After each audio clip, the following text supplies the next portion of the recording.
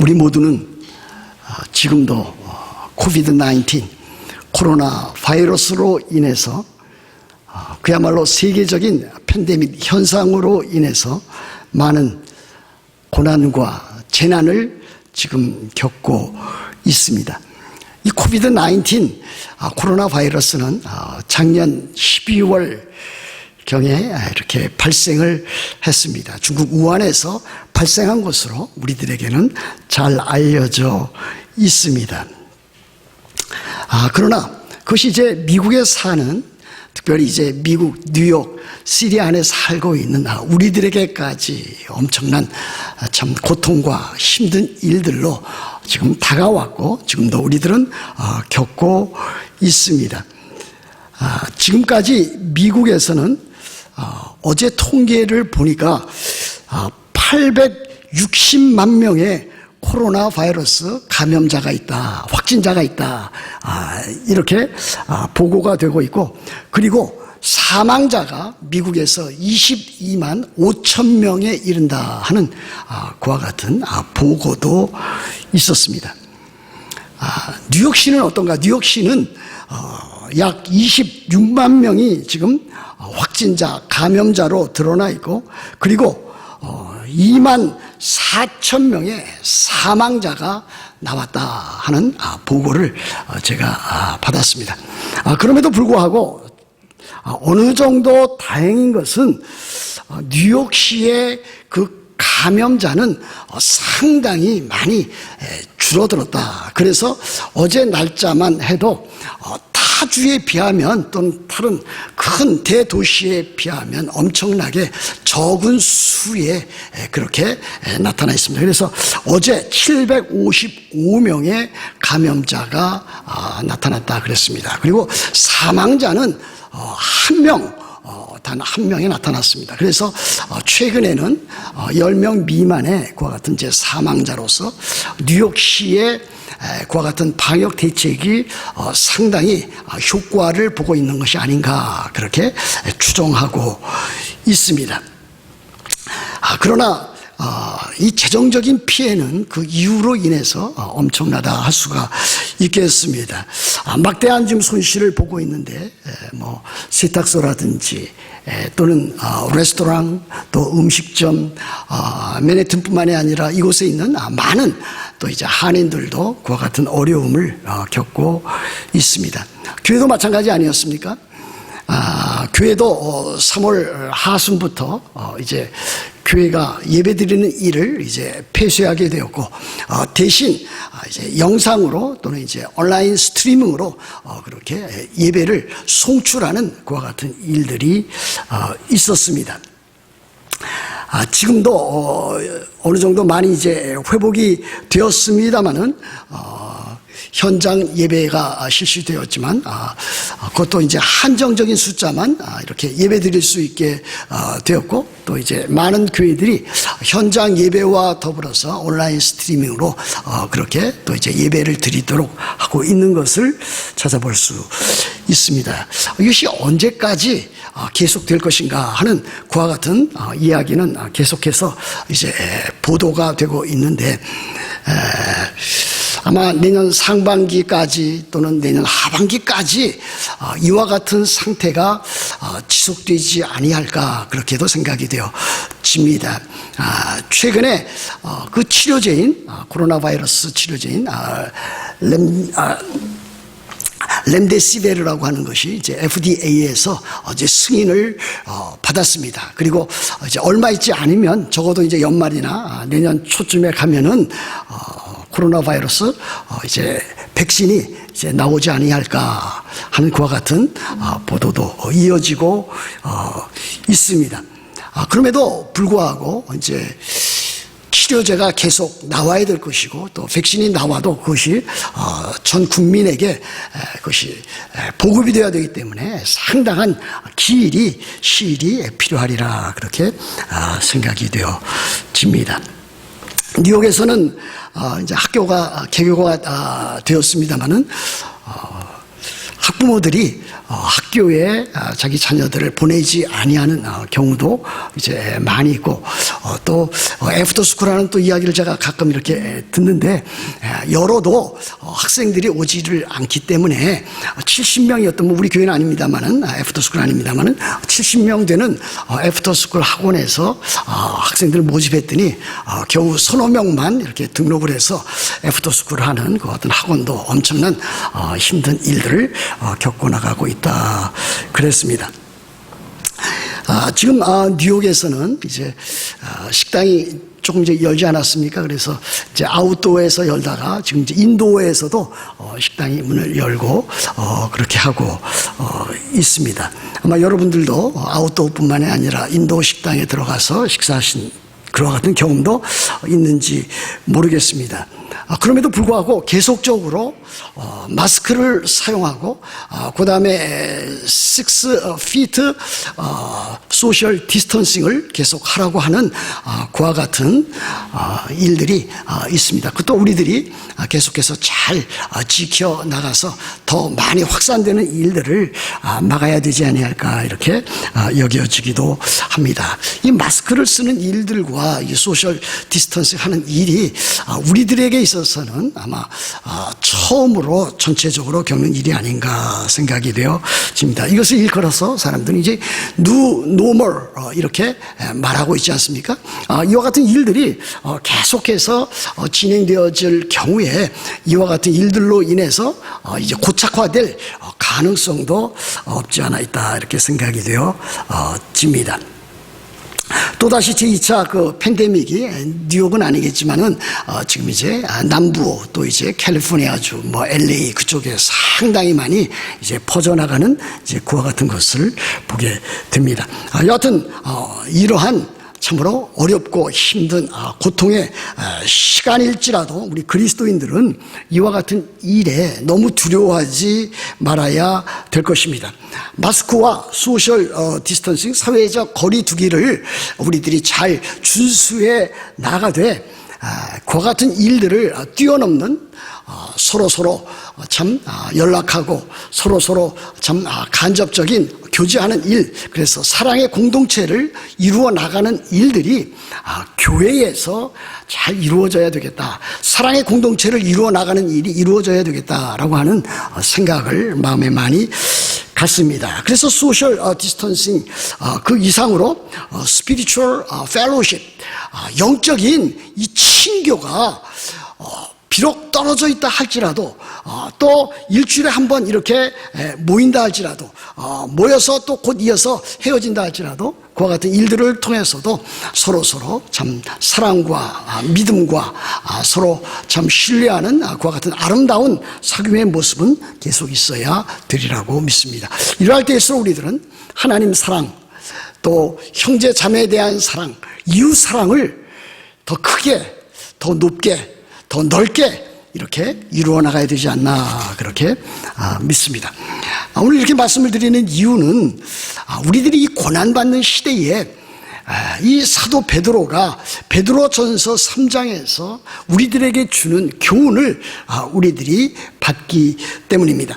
사도 바울은 이와 같은 고난과 역경의 시대에 우리 그리스도인들이 받는 하나님의 은혜로서 이 모든 고난을 이겨나갈 수 있다라고 하는 것을 보여주고 있고, 그뿐 아니라 이와 같은 이 고난을 이겨나가고자 할 때에 우리 그리스도인들이 어떻게 해야 될 것인가 하는 것을 우리들에게 교훈하고 있기 때문입니다. 먼저 13절을 보십시오. 이렇게 되어 있지 않습니까? 또 너희가 열심으로 선을 행하면 누가 너희를 해하리요 그랬습니다. 의문문으로 지금 묻고 있습니다. 여러분은 이에 대해서 어떻게 대답을 하시겠습니까? 여러분 스스로 열심으로 그야말로 선을 행한다면은 다른 사람들이 여러분들을 해하는 일이 있을까요? 하는 그와 같은 질문에 어떤 분은 yes, 해하는 일이 있을 것입니다. 그렇게 대답하는 사람이 있을 것입니다. 그러나 또 다른 사람은 우리들이 우리 그리스도인들이 선한 일을 행하는데 누가 감히 우리를 해할 수 있겠습니까? 또는 우리의 선한 행실을 보고 우리를 더욱더 칭찬하지 않겠습니까? 라고 그렇게 또 반문하는 사람도 있을 것입니다. 그러므로 이와 같은 13절의 질문에 대해서는 때에 따라서는 예스로 또 때에 따라서는 노로 그렇게 대답할 수 있을 것입니다. 그러나 이렇습니다. 우리 그리스도인들이 열심으로 선을 행한다 할지라도 그 이하의 본문을 보면은 고난이 따를 수 있다. 아니, 고난이 반드시 따른다라고 하는 것을 우리들에게 보여주는 것 아니겠습니까? 그래서 14절 말씀에 보면 그러나 의를 위하여 고난을 받으면 복이 있는 자니 그랬습니다.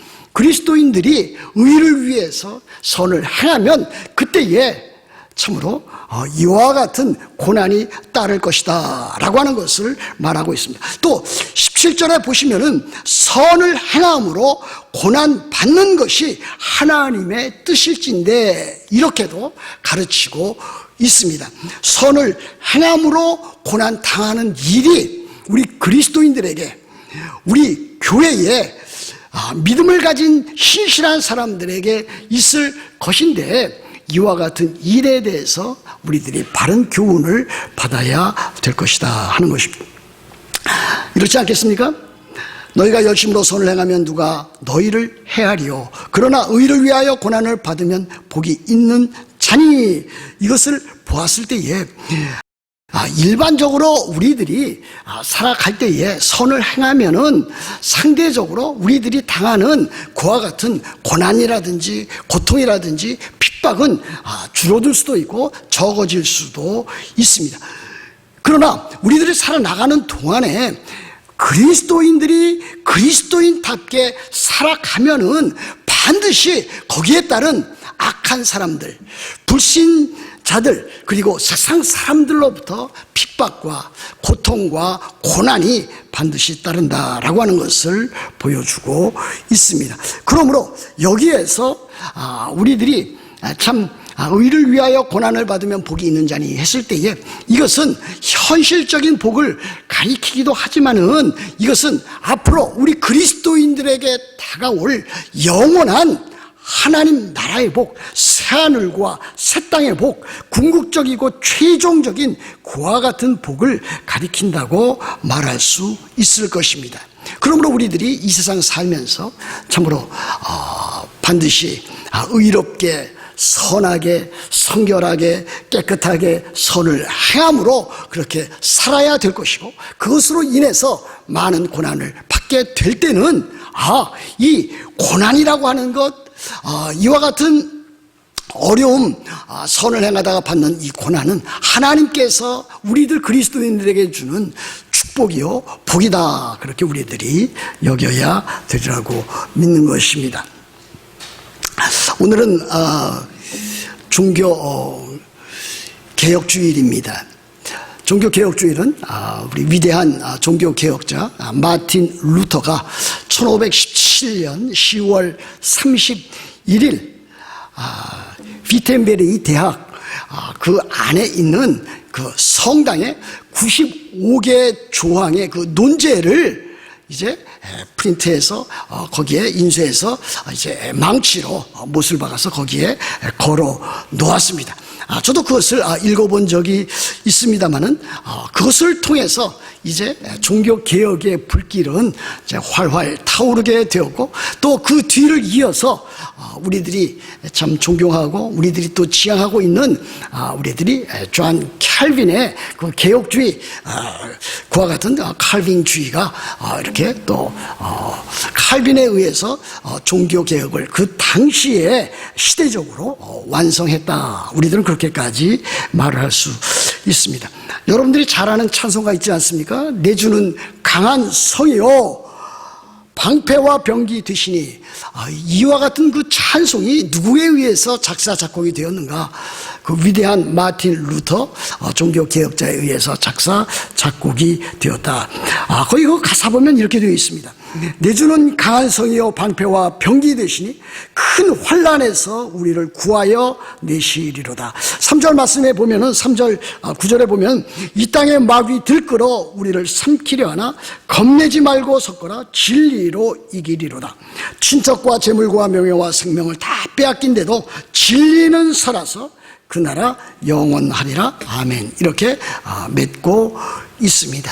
그러므로 우리들이 참으로 살아가는 동안에 그리스도인답게 하나님의 자녀답게 참 성도답게 살아갈 때에 이와 같은 어려움과 고통이 따르고 주변에 참 안 믿는 사람들, 불신자, 악한 사람들로부터 많은 핍박과 환난이 있을 것이고 또 그것으로 인해서 고난을 당할 수 있다 하는 것을 우리들이 예상하고 있어야 될 것입니다. 그러나 그와 같은 어려움을 당하는 것이 그리스도인들로서는 성도로서는 복이 된다라고 하는 것을 말하고 있습니다. 14절에 다시 말씀드리면 그러나 의를 위하여 고난을 받으면 복 있는 자니 그렇게 사도 베드로가 또 우리들에게 큰 위로를 주는 메시지를 남기고 있습니다. 아마 사도 베드로는 예수님께서 산상 설교 가운데 특별히 그 팔복 가운데 말씀하신 그 말씀을 기억하면서 이 구절을 쓴 것이 아닌가 저는 상상해 보았습니다. 예수님께서는 마태복음 5장 10절부터 12절에서 이렇게 말씀하십니다.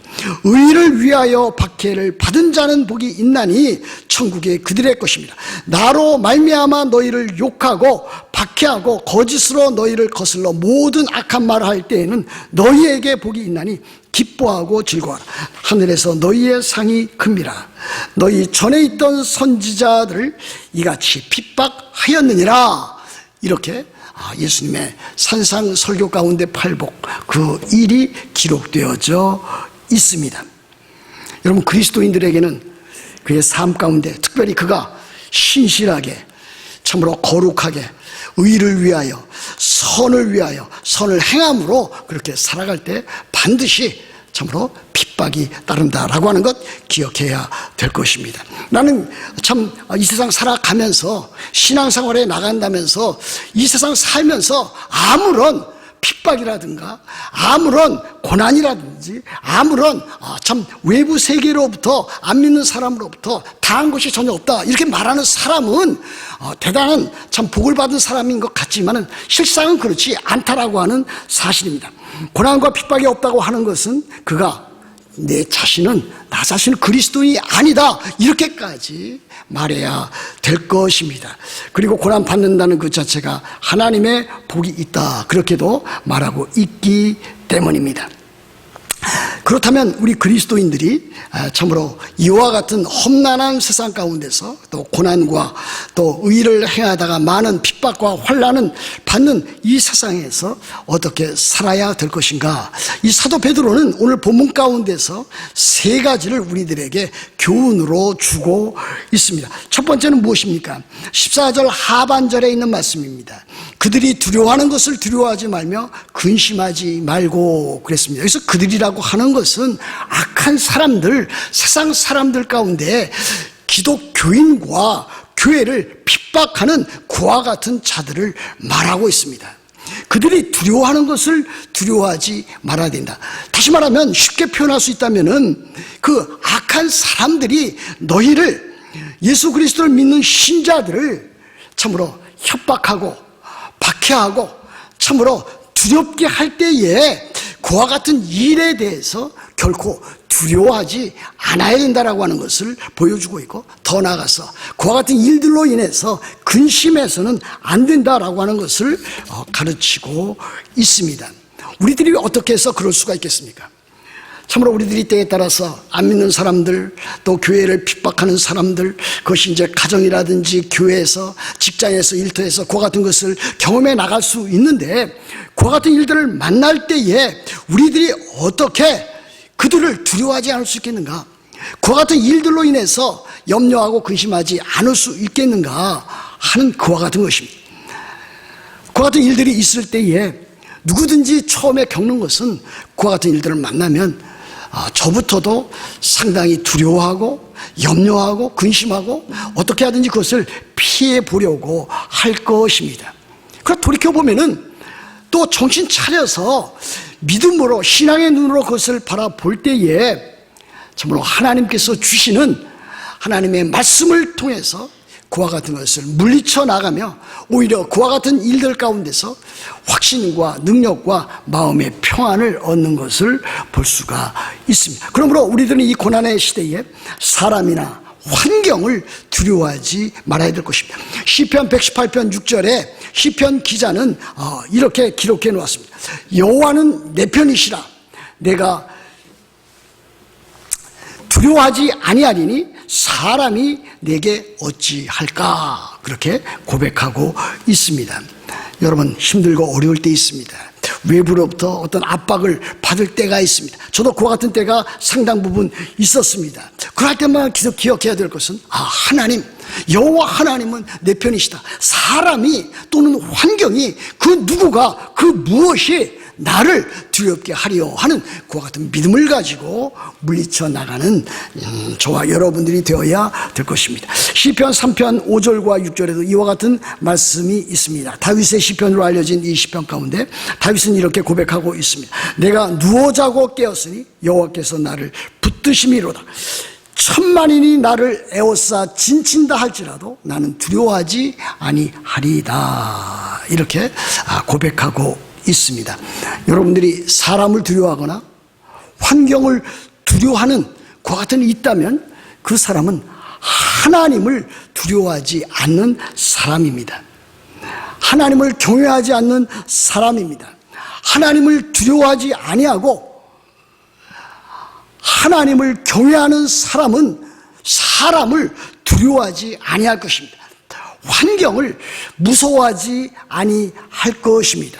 그러므로 여러분들 삶 가운데서 많은 시련과 역경과 고난이 있을 때에 여러분들은 하나님은 여호와 하나님은 내 편이시다. 이렇게 믿음의 신앙적인 고백을 할 수 있어야 될 것입니다. 두 번째, 사도 베드로가 당시의 교회와 그리스도인들에게 주는 교훈은 무엇입니까? 그리스도인들이 고난을 당할 때에 그리스도인들에게 주는 그 교훈은 무엇입니까? 15절에 나와 있지 않습니까? 15절에 보시면 너희 마음에 그리스도를 주로 삼아 거룩하게 하고 너희 속에 있는 소망에 관한 이유를 묻는 자에게는 대답할 것을 항상 준비하되 온유와 두려움으로 하라. 이렇게 교훈하고 있습니다. 그러면 우리들 마음에 이미 그리스도를 주로 삼았기 때문에 그리스도를 거룩하게 하라 그랬습니다. 우리나라 성경에는 그리스도를 주로 삼아 거룩하게 하고 그래서 우리들 스스로 거룩하게 사는 일에 참 중요한 그 강조점을 두고 있지만 실제로 이 원어라든지 영어 성경에 보면은 그리스도를 주로 삼았으니 거룩하게 하고 그리스도를 거룩하게 대하고 또는 그리스도를 참으로 거룩한 분으로 그렇게 여기고 이렇게 되어 있는 것을 볼 수 있습니다.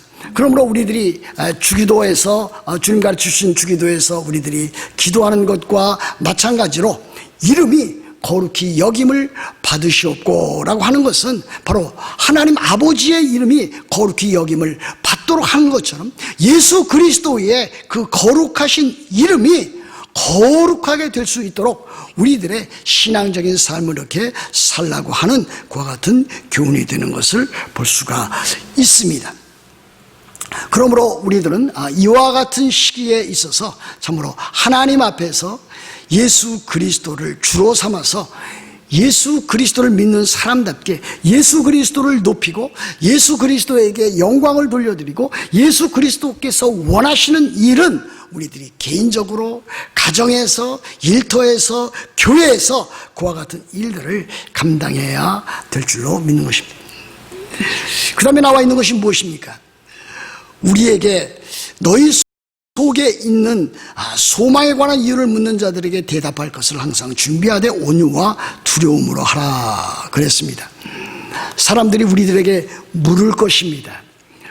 그리스도인답게 살아가면은 반드시 주위에 세상 사람들이라든지 불신자라든지 아니면은 초신자들이라든지 가족 식구라든지 주변에 있는 사람들이 우리들에게 묻습니다. 왜 당신은 그렇게 어려운 시대를 살면서도, 고난 가운데 살면서도, 또는 질병 가운데 살면서도 어떻게 그렇게 그리스도인답게 살아가고 있습니까?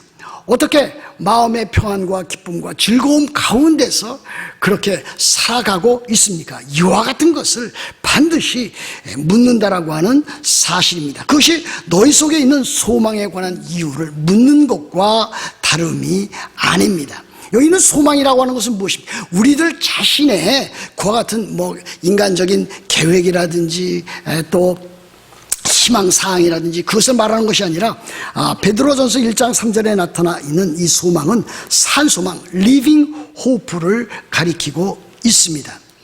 그리스도인들이 그리스도인답게 살면은 바로 주변 사람들로부터 이와 같은 참으로 질문, 이와 같은 대화를 요청하는 것을 여러분들이 겪어야 될 것을 보여주고 있는 것 아니겠습니까? 그러므로 이 소망이라고 하는 것은 내가 예수 그리스도를 믿음으로 말미암아 그리스도인답게 삶으로 말미암아 갖게 되는 놀라운 하나님께서 우리들에게 주신 하나님 나라의 복, 또는 영원한 하나님의 나라 새하늘과 새 땅에 대한 그와 같은 기업, 그 유업, 그와 같은 것을 보여준다고 할 수가 있겠습니다. 예수 그리스도의 재림으로 이루어지는 새하늘과 새 땅에 대한 소망이 우리들의 궁극적인 소망이 되어야 될 것을 말하고 있습니다. 여러분들이 참으로 그리스도인으로서 살아갈 때에 이와 같은 질문을 받을 때에 어떻게 답변을 해야 될 것입니까? 여기 보시면은 대답할 것을 항상 준비하되 온유와 두려움으로 하고 그랬습니다. 우리 그리스도인의 성품 가운데 온유함과 겸손함이 따라야 될 것입니다. 또 그뿐 아니라 또 하나님을 대할 때는 하나님께 대한 두려움, 이 두려움으로 표현되어 있지만 이것은 실상은 하나님께 대한 경외심, 하나님께 대한 외경, 그것을 가리킨다고 할 수 있습니다. 영어로 말하면 the fear of God입니다. 하나님에 대한 두려움입니다. 그러나 그것은 하나님에 대한 공포, 하나님 자체에 대한 두려워 막 이렇게 하는 것이 아니라 하나님을 정말로 사랑하고 거룩한 분으로 알기 때문에 하나님을 경외하는 그 마음을 가지면서 그렇게 대하라고 하는 것을 보여주고 있는 것 아니겠습니까? 여러분, 전도할 때도 마찬가지가 될 것입니다. 전도한다고 하는 것은 무엇입니까? 그 사람을 예수 그리스도에게로 인도하는 일입니다. 그 사람이 참 전도의 대상이 그 불신자가 돌이켜서 죄로부터 돌이켜서 그리스도에게로 나아갈 수 있도록 또는 하나님께로 나아갈 수 있도록 그렇게 인도하는 것이 전도입니다. 또 그것을 받는 사람이 죄로부터 돌이켜서 하나님께로 그리스도에게로 나아가는 일을 우리들은 회개라 그렇게 말할 수 있는 것 아니겠습니까? 그러므로 전도할 때는 그 사람의 영혼, 그 사람의 삶을 잘 살펴볼 수 있어야 됩니다. 그래서 그 기회를 가지고 그 사람에게 그 사람의 그 상태와 그 사람의 그 삶의 모습을 참으로 하나님 앞에 드러내게 해서 그 사람이 죄를 인정하고 자기 자신이 죄인인 것을 깨닫게 하고 그로 하여금 참 하나님께로 나아갈 수 있도록 그렇게 인도해야 될 것입니다. 근데 저는 한때 제 친구 젊었을 때 이야기입니다만 제 친구와 함께 그 남산에 있는 그 야외 음악당 또 팔각정인데 그쪽으로 이제 교회 청년들과 함께 이렇게 전도하러 갔습니다. 이제 전도지도 나눠주고 대화도 하고 그러면서 이제 여러 가지 복음을 전하는데 제 친구 하나가 어떤 분을 만나서 전도를 한답시고 창조냐 진화냐 그거 갖고서 아주 참 논박을 하는 그러니까 우리 그 친구는 창조에 대해서 굉장히 강조를 하고 있고 또 상대방은 진화에 대해서 그것을 놓지 않고 강조하므로 전도한답시고 전도하러 간 사람이 창조와 진화에 대한 그 논쟁으로 끝난 것을 지켜보아야만 했습니다. 여러분, 전도라고 하는 것은 그와 같은 것이 아닙니다. 전도라고 하는 것은 참으로 예수 그리스도가 누구신가, 예수 그리스도를 믿는 자의 삶이 어떻게 변화되어져 나가는가 하는 것을 보여주므로 그를 그리스도에게로 인도하는 일이라고 할 수가 있겠습니다. 그 다음에 나와 있는 세 번째가 무엇입니까? 세 번째, 그리스도인들은 마땅히 선한 양심을 가지고 그리스도인답게 살아가야 될 것을 사도 베드로는 교훈하고 있습니다. 16절에 나타나 있지 않습니까? 16절을 보시면 선한 양심을 가지라. 이는 그리스도 안에 있는 너희의 선행을 욕하는 자들로 그 비방하는 일에 부끄러움을 당하게 하려 함이라. 그렇게 가르치고 있습니다. 여러분, 양심이라고 하는 것이 무엇입니까? 여러분, 양심 다 갖고 있지 않습니까? 물론 눈에 보이지 않습니다. 그러나 모든 사람이 그리스도인이건 참으로 불신자이건 세상에 사는 모든 사람은 너나 나나 할 것 없이 양심을 갖고 있습니다. 양심의 가장 중요한 기능은 무엇입니까? 선과 악을 분별할 수 있는 분별력, 그것을 제공하는 그 기관이 다름 아닌 양심입니다. 그런데 그 양심이 선한 양심이 될 수도 있고 또 때에 따라서는 타락한 부패한 양심이 될 수도 있습니다. 그리스도인은 그 양심이 깨끗하고 선한 양심이 되어야 될 것입니다.